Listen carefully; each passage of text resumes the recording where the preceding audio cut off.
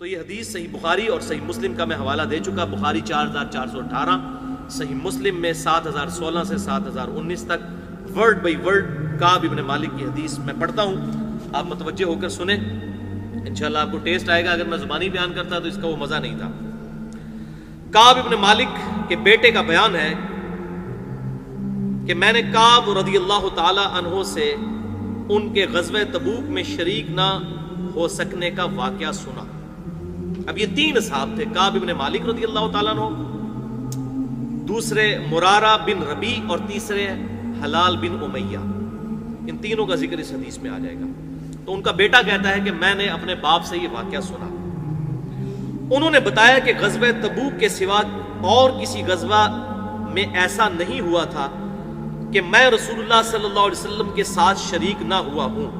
البتہ غزوہ بدر میں بھی شریک نہیں ہوا تھا، لیکن جو لوگ غزوہ بدر میں شریک نہیں ہو سکے ان کے متعلق آپ صلی اللہ علیہ وسلم نے کسی قسم کی ناراضگی کا اظہار نہیں فرمایا تھا.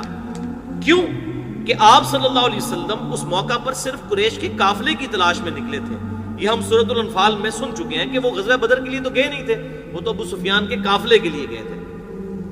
لیکن اللہ تعالیٰ کے حکم سے کسی پہلی تیاری کے بغیر آپ صلی اللہ علیہ وسلم کی دشمنوں سے ٹکر ہو گئی، اور میں لیلہ عقبہ ثانیہ میں بھی آپ صلی اللہ علیہ وسلم کی خدمت میں حاضر تھا. یہ وہ رات تھی جو ہجرت مدینہ سے پہلے چند انصار نے آپ صلی اللہ علیہ وسلم کے ہاتھ پر حج کے موقع پر بیعت کی اور آپ کو دعوت دی کہ آپ ہجرت کر کے مدینہ شریف آ جائیں. تو یہ اصل میں آپ کی زندگی کا ٹرننگ پوائنٹ تھا کہ آپ کو ایک الٹرنیٹو بیس مل گئی مدینہ شریف کے اندر، اور وہاں سے پھر آپ کی دعوت لانچ ہوئی. تو یہ صحابی کہتے ہیں میرے لیے تو یہ فخر کی بات تھی کہ میں تو اس رات میں بھی حضور کے ہاتھ پر بیعت کرنے والے جو چند لوگ تھے ان میں شامل تھا. تو میں اپنے لیے اعزاز غزوہ بدر سے بھی بڑھ کر سمجھتا ہوں. اور میں لیلہ عقبہ میں حضور صلی اللہ علیہ وسلم کی خدمت میں حاضر ہوا تھا. یہ وہی رات ہے جس میں ہم نے مکہ میں اسلام کے لیے عہد کیا تھا، اور مجھے تو یہ غزوہ بدر سے بھی زیادہ عزیز ہے، اگرچہ بدر کا لوگوں کی زبانوں پر چرچا زیادہ ہونے لگا ہے. میرا واقعہ یہ ہے کہ میں اپنی زندگی میں کبھی اتنا قوی اور اتنا صاحب مال نہیں ہوا تھا جتنا اس موقع پر تھا، یعنی غزوہ تبوک کے موقع پر. جبکہ میں آپ صلی اللہ علیہ وسلم کے ساتھ تبوک کے غزوے میں شریک نہیں ہو سکا.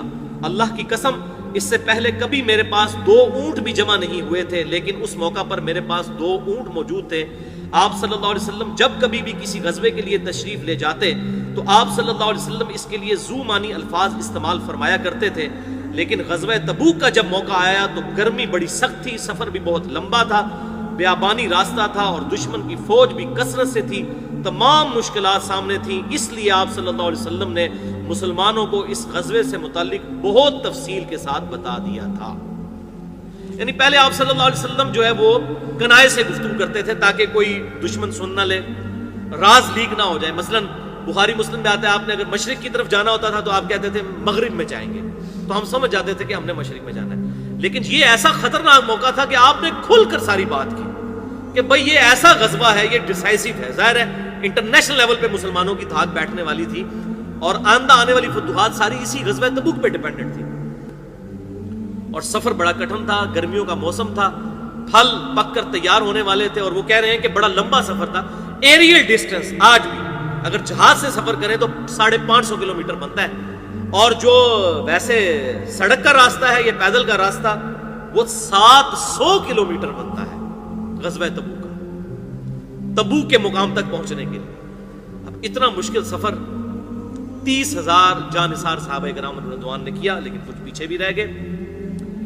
تو رومن امپائر سامنے سے 1.5 سے 2 لاکھ کی فوج لے کر کیسر روم آ گیا، لیکن آپ صلی اللہ علیہ وسلم کی ایسی دہشت پڑی کہ وہ مقابلہ کیے بغیر بھاگ گیا. پھر آپ صلی اللہ علیہ وآلہ وسلم نے 20 دن تک وہاں پر قیام کیا، ارد گرد کے قبائل کے ساتھ آپ صلی اللہ علیہ وآلہ وسلم نے معاہدے کیے، اور پھر آپ صلی اللہ علیہ وسلم واپس تشریف لے کر آئے. اور پھر دھاگ بیٹھ گئی کہ رومن امپائر بھی 30,000 صحابہ اکرام علیہم رضوان جانثاروں کا مقابلہ نہیں کر سکی. بہرحال وہ کہتے ہیں کہ آپ صلی اللہ علیہ وسلم نے چونکہ بڑی کریٹیکل جنگ تھی، بڑی تفصیل سے ہمیں بتایا اور کوئی ڈھکی چھپی بات نہیں کی، تاکہ اس کے مطابق ہم پوری طرح تیاری کر لیں. چنانچہ آپ صلی اللہ علیہ وسلم نے اس سمت کی بھی نشاندہی کر دی جدھر سے آپ کے جانے کا ارادہ تھا. مسلمان بھی آپ صلی اللہ علیہ وسلم کے ساتھ بہت تھے، اتنے زیادہ مسلمان تھے کہ کسی رجسٹر میں اگر ناموں کا لکھنا بھی ہوتا تو مشکل پڑ جاتا. کوئی بھی شخص اگر اس غزوے میں شریک نہ ہونا چاہتا تو وہ یہ خیال کر سکتا تھا کہ اس کی غیر حاضری کا کسی کو پتہ نہیں چلے گا. 30,000 لوگوں میں نہ کوئی کیمرے ہیں، نہ کوئی اس طریقے سے سسٹم ہے کہ آپ کسی کو وہ ڈیٹیکٹ کر سکیں اس حوالے سے کہ یہ فلاں آیا یا فلاں نہیں آیا. تو کہتے ہیں کہ اگر کوئی جان بوجھ کر بھی چھپ جاتا ہے اتنے ہزاروں کے مجمع میں تو پتہ نہ چلتا، سوائے اس کے کہ اللہ تعالیٰ وحی کے ذریعے آپ صلی اللہ علیہ وسلم کو آگاہ کر دیتا. ہاں اللہ تعالیٰ بتا دیتا تو یہ پتہ چل جاتا. تو اس حدیث سے یہ بات بھی پتہ چلی کہ صحابہ کا یہ عقیدہ تھا کہ آپ صلی اللہ علیہ وسلم کو اللہ کی طرف سے وحی کے ذریعے کو غیبی خبر پتہ چل جائے تو چل جائے، ورنہ آپ صلی اللہ علیہ وسلم خود سے غیب کو حاصل نہیں کر سکتے تھے. اس فرق کو سمجھ لیجئے. اور میں نے اسی حوالے سے 2 گھنٹے کی گفتگو کی ہے مسئلہ نمبر 6A کے نام سے، علم الغیب سے متعلق فرقہ وارانہ نظریات کا تحقیقی جائزہ. اس میں نے یہ حدیث کوٹ کی ہے غزوہ تبوک والی، یہ کہ صحابہ کا کیا عقیدہ تھا کہ اللہ تعالیٰ بتا دے تو پتہ چل جائے، ادروائز آپ صلی اللہ علیہ وسلم سے اگر کوئی چھپنا چاہتا تو وہ چھپ سکتا تھا. اور اس کا ذکر سورہ توبہ میں بھی آ چکا ہے کہ اے نبی آپ کے سامنے جھوٹی قسمیں کھائیں گے، آپ تو ان سے راضی ہو جائیں گے لیکن اللہ راضی نہیں ہوگا ان سے. تو اس کی غیر حاضری کا کسی کو پتہ نہیں چلے گا سوائے اس کے کہ اس کے متعلق اللہ تعالیٰ وحی کے ذریعے آگاہ کر دے. آپ صلی اللہ علیہ وسلم اس غزوہ کے لیے تشریف لے جا رہے تھے تو پھل پکنے کا زمانہ تھا اور سایہ میں بیٹھ کر لوگ آرام کرتے تھے. آپ صلی اللہ علیہ وسلم بھی تیاریوں میں مصروف تھے اور آپ کے ساتھ مسلمان بھی، لیکن میں روزانہ سوچا کرتا تھا کہ کل سے میں بھی تیاری شروع کر لوں گا. اس طرح ہر روز اسی طرح ٹالتا رہا. مجھے اس کا یقین تھا کہ میں تیاری کر لوں گا، مجھے آسانیاں میسر ہیں. یوں ہی وقت گزرتا رہا اور آخر لوگوں نے اپنی تیاریاں مکمل بھی کر لیں اور آپ صلی اللہ علیہ وسلم مسلمانوں کو ساتھ لے کر روانہ بھی ہو گئے. لیکن تھیندے تھیندے تھی جاتا ہے بندہ. اسی لیے کہتے ہیں نا جب حق پتہ چلے فوراً قبول کرو. آپ صلی اللہ علیہ وسلم مسلمانوں کو ساتھ لے کر روانہ بھی ہو گئے. یہ 30,000 کے قریب لوگ تھے. اس وقت تک میں نے کوئی تیاری نہیں کی تھی. اس موقع پر بھی میں نے اپنے دل کو یہی کہہ کر سمجھایا کہ کل یا پرسوں تک تیاری کر ہی لوں گا اور پھر لشکر سے جا ملوں گا. کوچ کے بعد دوسرے دن میں نے تیاری کے لیے سوچا لیکن اس دن بھی کوئی تیاری نہیں کی. پھر تیسرے دن کے لیے سوچا اور اس دن بھی کوئی تیاری نہ کر سکا. یوں ہی وقت گزر گیا اور اسلامی لشکر بہت آگے چلا گیا. غزوہ میں شرکت میرے لیے بہت دور کی بات ہو گئی اور میں یہی ارادہ کرتا رہا کہ یہاں سے چل کر انہیں پالوں گا. کاش میں نے ایسا کر لیا ہوتا لیکن یہ میرے نصیب میں نہیں تھا. تو یہ بات یاد رکھیں، انسان سے جب برائی ہو جائے نا اس کے بعد اس کو اپنی تقدیر پر ڈالا جا سکتا ہے، لیکن برائی کرنے سے پہلے کوئی شخص نہیں کہہ سکتا جی میری تقدیر میں جو کہ یہ برائی لکھی ہے اس لیے میں اب کرنے لگا ہوں. یہ بات سمجھیے گا. بعد میں اس لیے ڈالا جا سکتا ہے وہ کی تو اپنے نفس کی وجہ سے ہے لیکن وہ تقدیر میں چیز تھی، یہ ڈٹرمنٹ بھی ہوگی کہ واقعی ویسا معاملہ ہوگا. مثال کے طور پر اگر کوئی شخص فیل ہوتا ہے کسی سبجیکٹ کے اندر تو اپنی نااہلی کی وجہ سے ہوتا ہے، لیکن بعض اوقات ٹیچر کہتا ہے بھائی جو تیرے حالات ہیں تو نے فیل ہو جانا ہے. تو فیل ہو جائے تو کیا ٹیچر کو بلیم کرے گا؟ اپنے اعمال کی وجہ سے. تو اللہ تعالیٰ کا ڈیوائن وزڈم تو بہت بڑھ کر ہے. اللہ تعالیٰ کو مستقبل کے حالات پہلے سے پتہ ہے کہ ایسے معاملات ہوں گے تو یہ کیا کرے گا، نہ یہ کہ چونکہ اللہ نے نصیب میں لکھ دیا تھا اس لیے ان کے ساتھ ایسا ہوا. یہ عقیدہ نہیں ہے، ورنہ تو رسولوں کا مقدمہ، کتابوں کا مقدمہ ہی اسی بات پر قائم ہے کہ انسان جو کرتا ہے اپنی مرضی سے کرتا ہے. ہاں کچھ چیزیں واقعی ایسی ہیں جو اللہ نے انسان کے لیے مقدر کی ہیں اور ان کے بارے میں ہم سے پوچھا بھی نہیں جانا. ہمیں نہیں پوچھا جائے گا تیری آنکھیں جو ہیں ان کا رنگ یہ کیوں تھا، تیری عمر اتنی کیوں تھی، تیرے ماں باپ فلاں فلاں کیوں تھے. یہ تقدیر سے متعلق ہم سے سوال نہیں ہونے. ہاں جن چیزوں کا اللہ نے حکم دیا ہے، نماز پڑھو، حرام سے بچو، یہ ساری چیزیں ہمارے اختیار میں ہیں، ان کا ہمیں جواب دہی کرنی ہوگی، اللہ کے حضور پیشی ہوگی. تو کہتے ہیں میرے نصیب میں نہیں تھا. آپ صلی اللہ علیہ وسلم کے تشریف لے جانے کے بعد جب میں باہر نکلتا تو مجھے بڑا دکھ ہوتا، کیونکہ یا تو وہ لوگ نظر آتے تھے جن کے چہروں سے منافقت ٹپکتی تھی، یا پھر وہ لوگ نظر آتے تھے جنہیں اللہ نے معذور اور ضعیف قرار دے دیا تھا. تو یہ بڑی امبیرسمنٹ ہے. وہ کہتے ہیں مجھے جب باہر جن کو ہم منافق سمجھتے تھے وہی نظر آ رہے تھے تو مجھے اب میں بھی ان کے ساتھ ہو گیا ہوں. آج منو یہ دیہڑا ویکھنا پیا ہے کہ اے لوگ جنہوں کل تک اسی منافق کہتے ہیں آج میں بھی انہوں لسٹ شامل ہو گیا.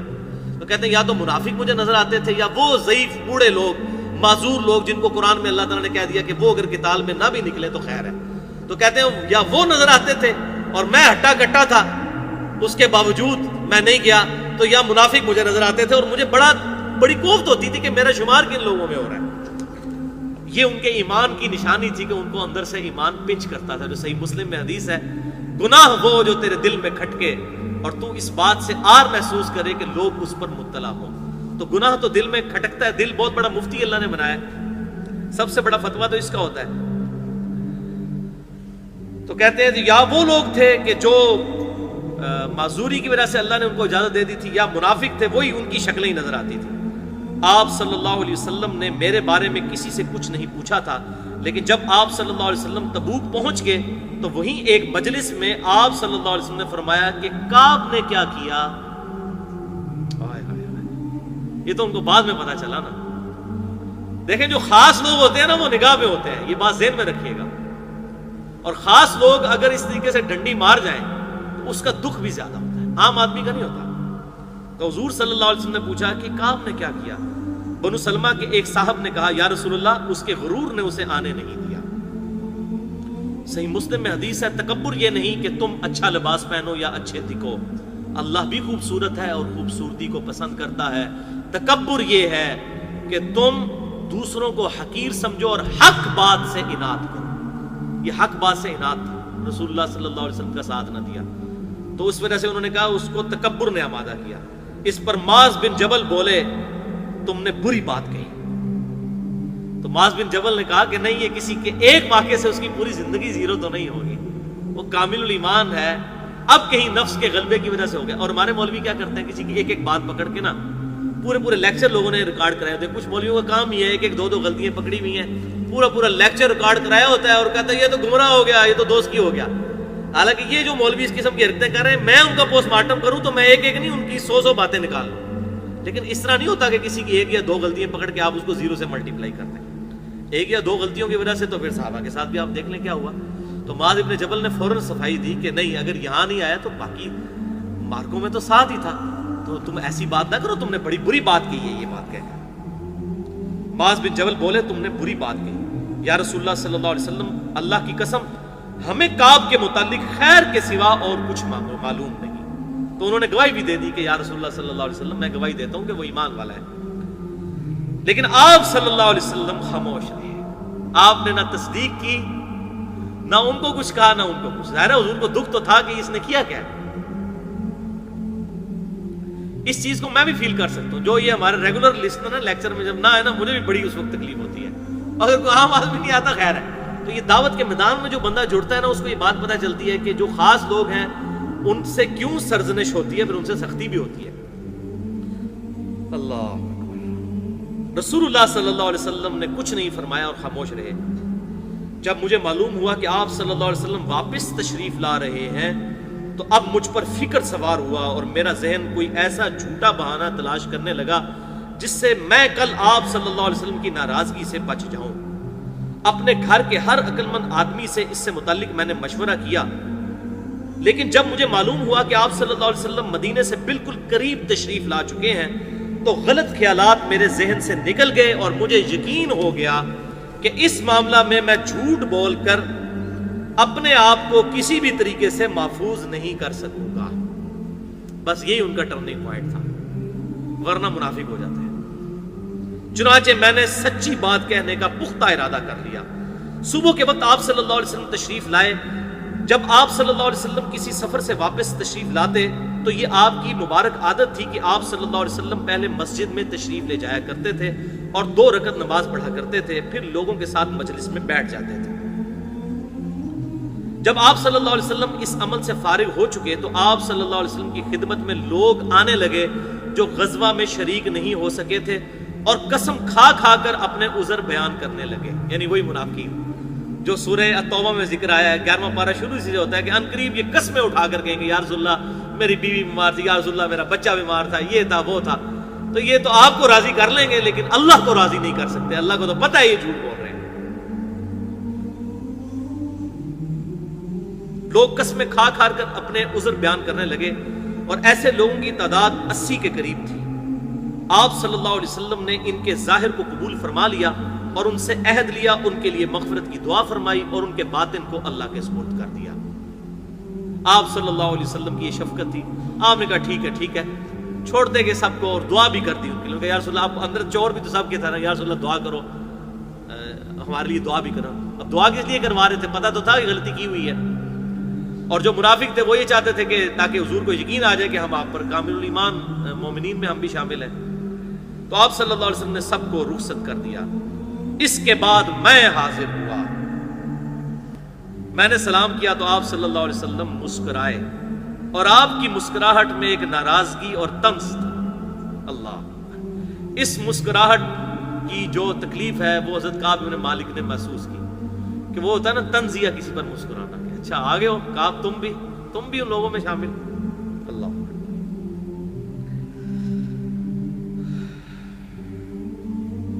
آپ نے فرمایا آؤ، میں چند قدم چل کر آپ کے سامنے بیٹھ گیا۔ آپ صلی اللہ علیہ وسلم نے مجھ سے دریافت فرمایا کہ تم غزوہ میں کیوں شریک نہیں ہوئے؟ کیا تم نے کوئی سواری نہیں خریدی تھی؟ میں نے عرض کیا میرے پاس سواری موجود تھی، خدا کی قسم اگر میں آپ کے سوا کسی دنیا دار شخص کے سامنے بیٹھا ہوا ہوتا تو کوئی نہ کوئی بہانہ گھڑ کر اس کی ناراضگی سے بچ سکتا تھا۔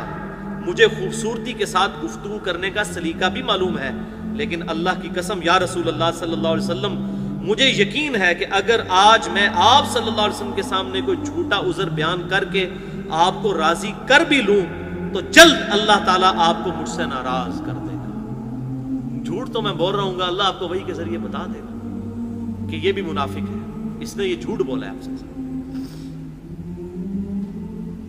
اس کی بجائے اگر میں آپ سے سچی بات بیان کروں تو یقیناً آپ کو میری طرف سے ناراضگی تو ہوگی، لیکن اللہ سے مجھے معافی ملنے کی امید ہو جائے گی۔ یہ ہے ایمان۔ کہتے ہیں یا رسول اللہ صلی اللہ علیہ وسلم وقتی طور پہ آپ کی ناراضگی کا سامنا ہوگا، لیکن میں شریعت کی پابندی کو پورا کروں گا۔ اللہ تعالیٰ آپ کو اگر اس معاملے میں ناراض کرے گا تو اس معاملے میں ہو سکتا ہے اللہ تعالیٰ میری توبہ قبول کر کے آپ کو راضی کر دے مجھ سے۔ نہیں، اللہ کی قسم مجھے کوئی عذر نہیں تھا، اللہ کی قسم اس وقت سے پہلے میں کبھی اتنا فارغ البال نہیں تھا، اور پھر بھی میں آپ صلی اللہ علیہ وسلم کے ساتھ شریک نہیں ہو سکا۔ آپ صلی اللہ علیہ وسلم نے فرمایا اچھا اب تم یہاں سے چلے جاؤ یہاں تک کہ اللہ تعالیٰ تمہارے بارے میں کوئی فیصلہ صادر فرمائے۔ تو حضور صلی اللہ علیہ وسلم نے باقیوں کا تو عذر قبول کر لیا، ان کے بارے میں کہا کہ اب تم جاؤ، اللہ تعالیٰ جانے اور اس کا معاملہ، میں اب اس معاملے میں نہیں پڑوں گا۔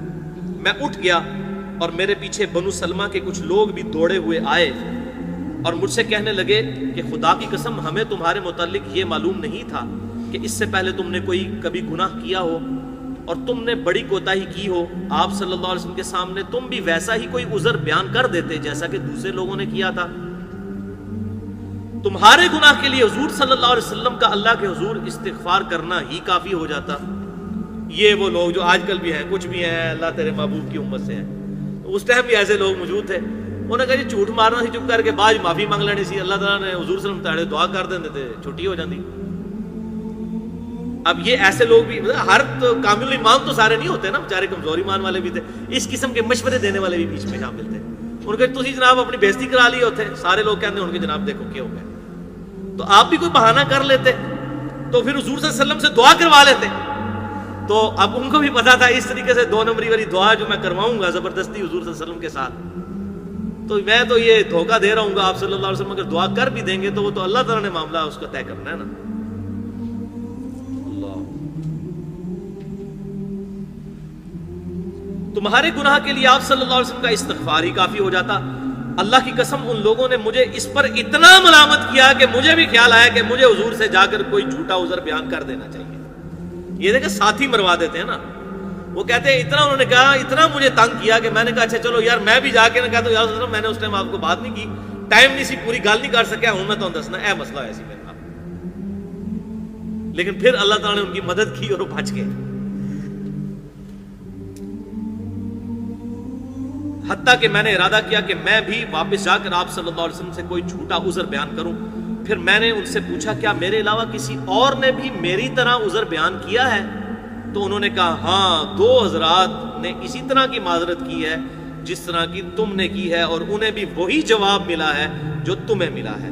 تو میں نے پوچھا وہ دونوں کون ہیں؟ انہوں نے بتایا کہ مرارہ بن ربیع اور حلال بن امیہ رضی اللہ تعالی عنہما، ان دو ایسے صحابہ کا نام انہوں نے لیا جو سالے تھے اور غزوہ بدر میں بھی شریک ہوئے تھے۔ تو انہوں نے کہا اچھا وہ دو بدری صحابی انہوں نے بھی اسی طرح کیا۔ پھر ان کو ذرا ڈھارس ہوئی کہ میں اکیلا نہیں ہوں، ہے نا، کونوا مع الصادقین، سچوں کے ساتھ رہو۔ تو اب اس چیز نے انہوں نے کہا اچھا چلو یار میں اکیلا نہیں ہوں اس معاملے میں، ان دو کے ساتھ بھی ایسا ہوا ہے تو وہ تو دو، مجھے اپنا تو نہیں پتا لیکن ان دو کے بارے میں وہ بدری صحابی ہیں اور بڑے کامل ایمان مومنین ہیں، اگر ان کے ساتھ بھی ایسا ہوا، انہوں نے بھی اپنا عذر پیش کیا اور آپ صلی اللہ علیہ وسلم نے ان کو بھی کہا کہ جاؤ اللہ کے فیصلے کا انتظار کرو، تو میری بڑی خوش قسمتی ہے اگر میں بھی ان دو کے ساتھ شامل ہوں۔ تو پھر انہوں نے اپنا ارادہ ترک کر دیا، وہ واپس جانے والا جو لوگ ان کو ابھار رہے تھے۔ ان کا طرز عمل میرے لیے نمونہ بن گیا، چنانچہ انہوں نے جب ان بزرگ صحابہ کا نام لیا تو میں اپنے گھر چلا آیا، اور آپ صلی اللہ علیہ وسلم نے لوگوں کو ہم سے بات چیت کرنے کی ممانعت کر دی، یعنی مقاطع کر دیا، سوشل بائیکاٹ کر دیا، تمام صحابہ کو حکم دے دیا آپ صلی اللہ علیہ وسلم نے کہ اب ان کے نہ تو سلام کا جواب کوئی دے گا نہ ان کے ساتھ کوئی بات کرے گا، سوشل بائیکاٹ ہے اب ان کا، ان کے ساتھ کسی نے کوئی بات نہیں کرنی۔ یہ بہت بڑا امتحان تھا، اور ظاہر ہے کہ ایک مسلمان معاشرے میں جہاں پر ایک جماعتی زندگی ہوتی ہے وہاں پر اس طریقے سے لوگوں کی اصلاح کے لیے ایسا بائیکاٹ کرنا ضروری ہو جاتا ہے۔ تو سوشل بائیکاٹ ان کا ہو گیا اس اسلامی معاشرے کے نظم و ضبط کو قائم کرنے کے لیے۔ بہت سے لوگ جو غزوے میں شریک نہیں ہوئے تھے ان میں سے صرف ہم 3 ہی تھے، لوگ ہم سے الگ رہنے لگے اور سب لوگ بدل گئے، ایسا نظر آتا تھا کہ ہم سے ساری دنیا بدل گئی ہے، ہمارا اس سے کوئی واسطہ ہی نہیں ہے۔ 50 دن تک ہم اسی طرح رہے۔ یہ 50 دن بڑا ٹائم ہے اس حالت میں ایک کامل الایمان صحابی کے لیے گزارنا، کہ نہ حضور سلام کا جواب دیں اور نہ صحابہ دیں، نہ کوئی بات کرنے کے لیے تیار ہو۔ اللہ، میرے 2 ساتھیوں نے تو اپنے گھروں سے نکلنا ہی چھوڑ دیا تھا، بس روتے ہی رہتے تھے، لیکن میرے اندر ہمت تھی، میں باہر نکلتا تھا، مسلمانوں کے ساتھ نماز میں بھی شریک ہوتا تھا اور بازاروں میں بھی گھوما کرتا تھا، لیکن مجھ سے کوئی بولتا نہیں تھا۔ میں آپ صلی اللہ علیہ وسلم کی خدمت میں حاضر بھی ہوتا تھا، آپ کو سلام بھی کرتا تھا۔ جب آپ صلی اللہ علیہ وسلم نماز کے بعد مجلس میں بیٹھتے تو میں اس جستجو میں لگا رہتا کہ دیکھوں آپ صلی اللہ علیہ وسلم میرے سلام کا جواب دیتے ہیں یا نہیں، میں آپ صلی اللہ علیہ وسلم کے مبارک ہونٹوں کی طرف بھی دیکھتا رہتا کہ ہلتے ہیں یا نہیں۔ یہ اب ناراضگی کا آپ ذرا اندازہ لگائیں۔ پھر آپ صلی اللہ علیہ وسلم کے قریب ہی میں نماز پڑھتا اور آپ کو نماز میں کنکھیوں سے دیکھتا رہتا۔ جب میں اپنی نماز میں مشغول ہو جاتا تو حضور صلی اللہ علیہ وسلم میری طرف دیکھتے تھے، لیکن جو ہی میں آپ کی طرف دیکھتا آپ رخ انور پھیر لیتے۔ اب حضور صلی اللہ علیہ وسلم، اب آگ تو دونوں طرف لگی ہوئی تھی، ظاہر ہے حضور کے صحابی تھے، حضور کو دل میں تو محبت تھی، حریص علیکم بالمؤمنین رؤوف الرحیم۔ تو آپ صلی اللہ علیہ وسلم جب وہ نہیں دیکھ رہے تھے حضور پھر ان کی طرف دیکھ رہے تھے، جیسے ہی وہ دیکھتے تھے حضور اپنی ناراضگی اظہار کرتے تھے، یہ شو کروانے کے لیے کہ میں تیری طرف نہیں دیکھ رہا۔ جب میں اپنی نماز میں مشغول ہو جاتا تو آپ صلی اللہ علیہ وسلم میری طرف دیکھتے، لیکن جو ہی میں آپ کی طرف دیکھتا آپ رخ انور پھیر لیتے۔ آخر جب اس طرح لوگوں کی بے رخی بڑھتی ہی گئی تو میں ایک دن ابو قتادہ کے باغ کی دیوار پر چڑھ گیا، وہ میرے چچا زاد بھائی تھے اور مجھے ان سے بڑا گہرا تعلق تھا۔ میں نے انہیں سلام کیا، لیکن اللہ کی قسم انہوں نے بھی میرے سلام کا جواب نہ دیا۔ میں نے کہا ابو قتادہ تمہیں اللہ کی قسم کیا تم جانتے نہیں اللہ اور اس کے رسول سے مجھے کتنی محبت ہے؟ انہوں نے کوئی جواب نہیں دیا۔ میں نے دوبارہ ان سے یہی سوال کیا اللہ کی قسم دے کر، لیکن پھر بھی وہ خاموش رہے۔ پھر میں نے تیسری دفعہ اللہ کا واسطہ دے کر ان سے یہی سوال کیا۔ اس مرتبہ انہوں نے صرف اتنا کہا اللہ اور اس کا رسول بہتر جانتے ہیں۔ جواب ان کو بھی نہیں دیا۔ وہ اب کہہ رہے ہیں میں اللہ اور اس کے رسول سے محبت کرنا، ان کا اللہ اور اس کا رسول بہتر جانتے ہیں جو معاملہ کرنا ہے تیرے ساتھ۔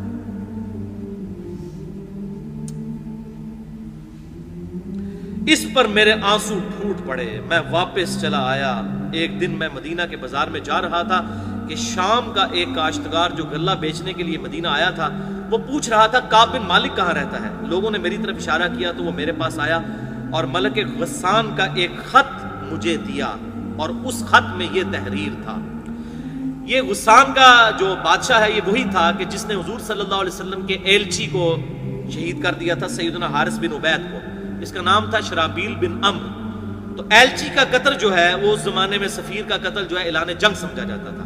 تو اسی کے ریونج پہ آپ صلی اللہ علیہ وآلہ وسلم غزوہ تبوک کے لیے روانہ ہوئے تھے. پہلے آپ نے حضرت خالد بن ولید اور وہ باقی اصحاب گئے تھے اور وہاں پر پھر باقی شہید ہوئے. حضرت زید بن حارثہ رضی اللہ تعالی عنہ ان کی قیادت میں لشکر بھیجا تھا غزوہ موتا, اور پھر آپ صلی اللہ علیہ وسلم پھر خود غزوہ حنین کے بعد گئے تھے. تو اس ایلچی نے اب دیکھا کہ کعب بن مالک کے ساتھ یہ معاملہ ہوا ہے, تو وہ دیکھیں اس نے ادھر سے خط لکھا, کتنی اس کی جاسوسی تھی, اس نے وہاں سے خط لکھا اور اس خط میں لکھا تھا اما بعد مجھے معلوم ہوا ہے کہ تمہارے صاحب یعنی نبی صلی اللہ علیہ وسلم تمہارے ساتھ زیادتی کرنے لگے ہیں. اللہ نے تمہیں کوئی ذلیل نہیں پیدا کیا ہے کہ تمہارا حق ضائع کیا جائے, تم ہمارے پاس آ جاؤ, ہم تمہارے ساتھ بہتر سلوک کریں گے. یعنی اب اس کافر نے کہا کہ اب بڑا اچھا موقع ہے, یہ دکھا ہوا ہے, اس کو اپنے ساتھ ملا لیں. جب میں نے یہ خط پڑھا تو میں نے کہا کہ یہ ایک اور امتحان مجھ پر آ پڑا. میں نے اس خط کو تندور میں جلا دیا. ظاہر ہے تو مومن تھے, وہ کوئی دنیاوی پوسٹ کسی سیاسی پارٹی کے لیڈر تو نہیں تھے کہ وہ پوسٹ لینے کے لیے وزارت کے لیے ایک پارٹی سے دوسری پارٹی میں چلے جاتے, ایسا تو نہیں تھا. کامل ایمان مومن تھے. تو انہوں نے وہ خط کو تندور میں ڈالا اور کہا یا اللہ اس حد تک صورتحال ہو گئی ہے کہ میں اتنا جو ہے وہ مردود ہو گیا ہوں لوگوں کی نظر میں کہ مجھے اب کافر بھی اپروچ کر رہے ہیں کہ آپ ہمارا آگے ہمیں جوائن کر لو. ان 50 دنوں میں سے جب 40 دن گزر چکے تو رسول اللہ صلی اللہ علیہ وسلم کا ایلچی میرے پاس آیا اور اس نے کہا کہ رسول اللہ صلی اللہ علیہ وسلم نے تمہیں حکم دیا ہے کہ اپنی بیوی سے بھی الگ ہو جاؤ.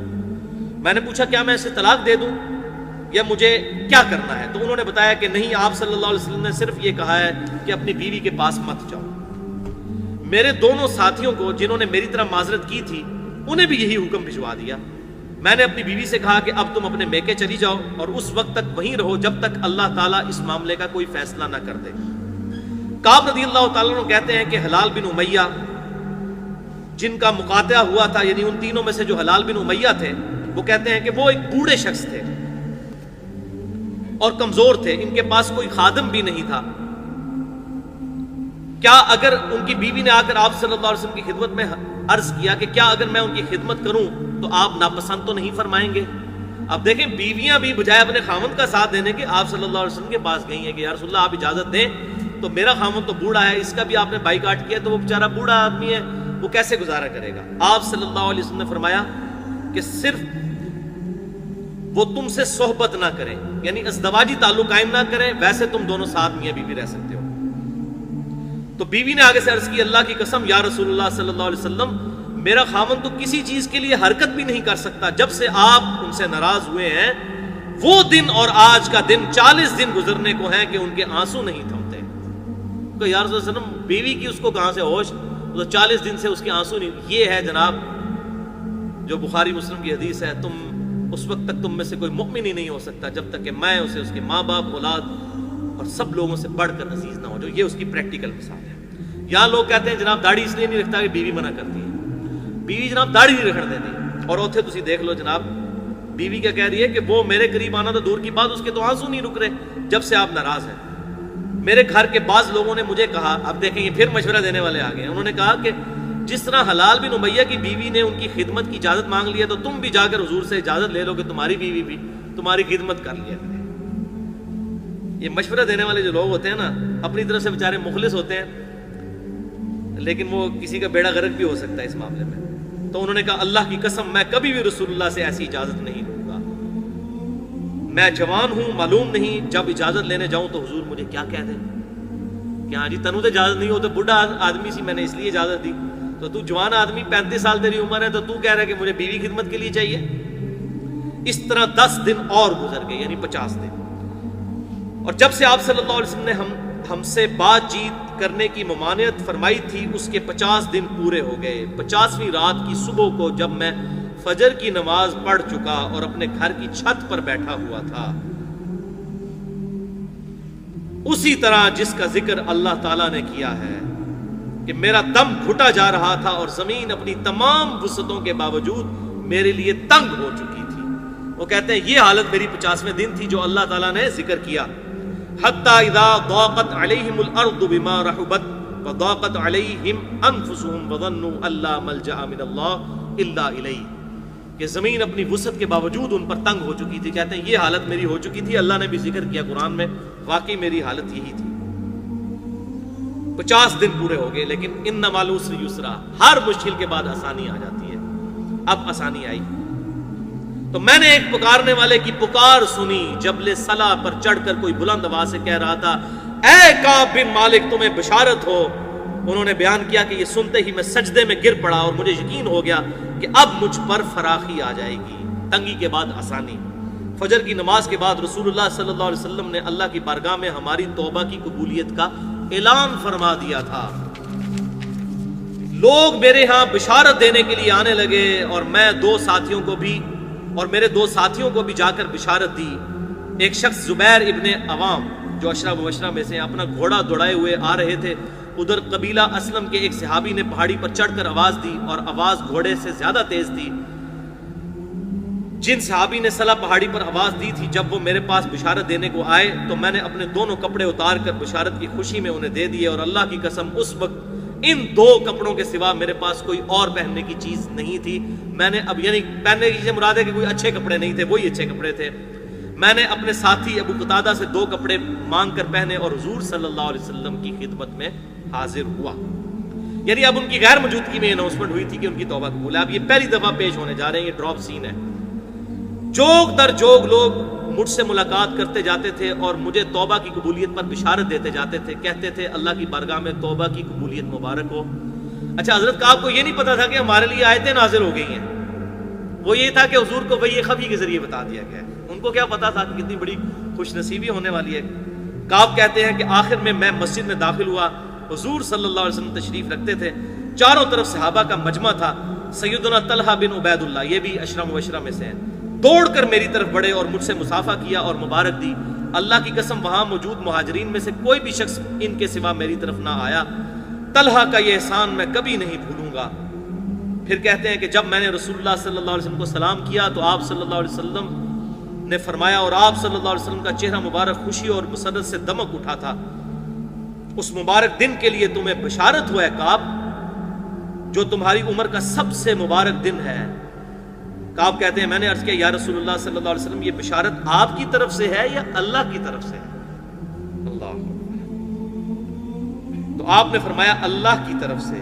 آپ صلی اللہ علیہ وسلم اتنے خوش تھے، اور آپ صلی اللہ علیہ وسلم جب کسی بات پر خوش ہوتے تھے تو چہرہ مبارک روشن ہو جاتا تھا جیسا کہ چاند کا ٹکڑا ہو۔ آپ صلی اللہ علیہ وسلم کی مسرت ہم چہرہ مبارک پر سمجھ جایا کرتے تھے۔ پھر جب میں آپ صلی اللہ علیہ وسلم کے سامنے بیٹھ گیا تو عرض کیا یا رسول اللہ صلی اللہ علیہ وسلم، اپنی توبہ کی قبولیت کی خوشی میں اپنا تمام مال اللہ اور اس کے رسول کی راہ میں صدقہ کرتا ہوں۔ آپ صلی اللہ علیہ وسلم فرمایا لیکن کچھ مال اپنے پاس بھی رکھ لو، یہ زیادہ بہتر ہے۔ میں نے عرض کیا پھر میں خیبر کا حصہ اپنے پاس رکھتا ہوں جو یعنی مال غنیمت میرے سے ملا تھا۔ پھر میں نے عرض کیا یا رسول اللہ صلی اللہ علیہ وسلم، اللہ تعالیٰ نے مجھے سچ بولنے کی وجہ سے نجات دی، اب میں اپنی توبہ کی قبولیت کی خوشی میں آپ سے یہ وعدہ کرتا ہوں کہ جب تک زندہ رہوں گا سچ کے سوا کوئی بات زبان سے نہیں نکالوں گا۔ سچ نے مجھے آج نجات دی۔ بس اللہ کی قسم جب سے میں نے آپ صلی اللہ علیہ وسلم کے یہ سامنے عہد کیا، میں کسی ایسے مسلمان کو نہیں جانتا جسے اللہ تعالیٰ نے سچ بولنے کی وجہ سے اتنا نوازا ہو جتنی نوازشات مجھ پر سچ بولنے کی وجہ سے کی۔ جب سے میں نے آپ صلی اللہ علیہ وسلم کے سامنے یہ عہد کیا، پھر آج تک کبھی جھوٹ بولنے کا ارادہ بھی نہیں کیا، اور مجھے امید ہے کہ اللہ تعالیٰ باقی زندگی بھی مجھے اس گناہ سے محفوظ رکھے گا انشاءاللہ۔ اللہ تعالیٰ ہمیں بھی جھوٹ کے گناہ سے محفوظ رکھے۔ اور اللہ تعالیٰ نے اپنے رسول صلی اللہ علیہ وسلم پر پھر وہ آیات نازل فرمائیں، وہی آیات جو ہم پڑھ چکے ہیں۔ لقد تاب اللہ علی النبی والمہاجرین، یہ سورۃ التوبہ آیت نمبر 117 اور 118، یہ حضرت کعب نے پھر تلاوت کی اور پھر کہا کہ اللہ نے پھر یہ فرمایا وَكُونُوا مَعَ الصَّادِقِينَ، سچوں کے ساتھ ہو جاؤ۔ اللہ کی قسم اللہ کی طرف سے اسلام کے لیے ہدایت کے بعد میری نظر میں حضور صلی اللہ علیہ وسلم کے سامنے اس سچ بولنے سے بڑھ کر اللہ کا مجھ پر کوئی اور انعام نہیں تھا۔ میں نے جھوٹ نہیں بولا، اس طرح اپنے آپ کو ہلاکت سے بچا لیا، جیسا کہ جھوٹ بولنے والے ہلاک ہوئے تھے میں اس ہلاکت سے بچ گیا۔ نزول وحی کے زمانہ میں جھوٹ بولنے والوں پر اللہ تعالیٰ نے اتنی شدید وعید فرمائی جتنی شدید کسی دوسرے پر نہیں کی تھی، اور پھر انہوں نے وہ آیات پڑھی سورۃ التوبہ کی کہ اللہ تعالیٰ نے حضور صلی اللہ علیہ وسلم پر یہ وحی کی کہ عنقریب منافق اگر جھوٹے بہانے کریں گے تو میری اللہ نے تعریف کی، اور ان منافقین کو اللہ تعالیٰ نے ان پر لعنت فرمائی، ان پر برائی سے ان کا ذکر کیا۔ کعب نے بیان کیا چنانچہ ہم 3 ان لوگوں کے معاملے سے جدا رہے، یعنی ہم ان منافقین میں شامل نہیں ہوئے۔ کہ جنہوں نے حضور صلی اللہ علیہ وسلم کے سامنے جھوٹی قسمیں کھائی تھیں اور آپ صلی اللہ علیہ وسلم نے ان منافقین کی باتیں مان بھی لی تھی، ان سے بیعت بھی لے لی تھی اور ان کے لیے طلب اور مغفرت بھی فرمائی تھی، ہمارا معاملہ آپ صلی اللہ علیہ وسلم نے چھوڑ دیا اور اللہ تعالیٰ نے خود اس کا فیصلہ فرمایا اور ہماری توبہ قبول کی، الحمدللہ۔ یہ بھائیو پوری حدیث ہے سیدنا کعب ابن مالک رضی اللہ تعالیٰ عنہ کا یہ پرسوز واقعہ۔ یہ میں نے اس لیے پورا بیان کیا کہ یہ ڈاکٹر اسرار صاحب نے بھی اپنی تفسیر کے دوران اس واقعے کو سکپ کیا اور انہوں نے کہا کہ یہ واقعہ آپ خود تفہیم القرآن میں پڑھ لیں، بلکہ مجھے بڑی حیرانگی ہوئی، انہوں نے کہا کہ بخاری مسلم تو آپ کو شاید نہ مل سکے تو آپ تفہیم القرآن میں سے پڑھ لیں۔ تو اب ظاہر ہے اس زمانے کی بات ہے، اب الحمدللہ بخاری مسلم کے ترجمے ہو چکے ہیں، ہر بندے کے ہاتھ میں آ چکی ہے۔ وہ 98 کی بات تھی، آج ہم 4 اکتوبر 2014 کو بیٹھے ہوئے ہیں یہاں پر۔ اللہ تعالیٰ سے دعا ہے کہ ہمیں صحابہ کرام علیہم رضوان کے نقش قدم پر چلنے کی توفیق عطا فرمائے۔ آج کے درس میں جتنی حق باتیں ہیں اللہ تعالیٰ ہمارے دلوں میں راسخ فرمائے۔ اگر جذبات میں میرے منہ سے کوئی غلط بات نکل گئی تو اللہ تعالیٰ ہمارے دلوں سے معاف کر دے، ہمیں کتاب و سنت کی تعلیمات پر عمل کر کے دوسرے بھائیوں تک پہنچانے کی توفیق عطا فرمائے۔ سبحانک اللہم و بحمدک، اشہد ان لا الہ الا انت، استغفرک و اتوب الیک، وما علینا الا البلاغ المبین۔